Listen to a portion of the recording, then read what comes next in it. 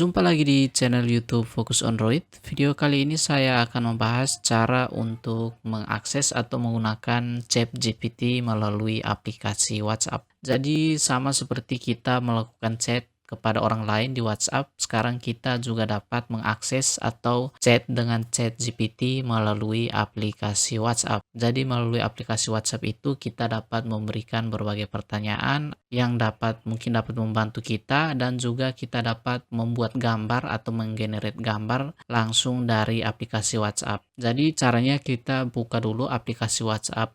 Jadi langkah pertama di sini kita harus menambahkan nomor dari ChatGPT tersebut. Nah, jadi kita tambahkan dulu, kita pilih di bagian sini untuk menambahkan kontak, kemudian kita tekan kontak baru. Selanjutnya di sini kita berikan nama saja ChatGPT.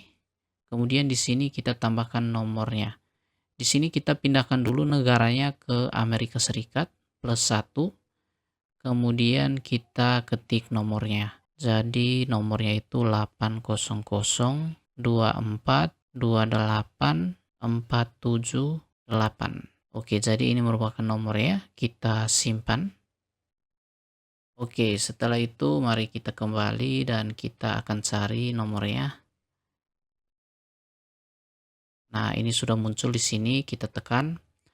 Oke, jadi sekarang kita sudah dapat melakukan chat dengan ChatGPT.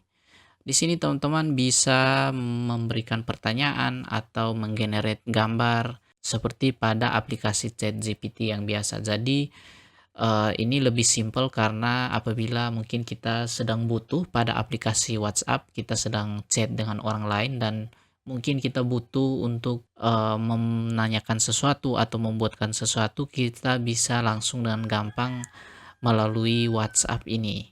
Oke, jadi di sini kita coba. Bisakah kamu membuatkan saya gambar motor dengan... Oke, bisa, tapi supaya hasilnya lebih akurat, kamu mau motor seperti apa? Futuristik. Oke, jadi di sini kita tinggal menunggu saja. ChatGPT akan mengirimkan kepada kita hasilnya. Oke guys, jadi ini hasilnya sudah muncul dari hasil yang kita perintahkan kepada ChatGPT.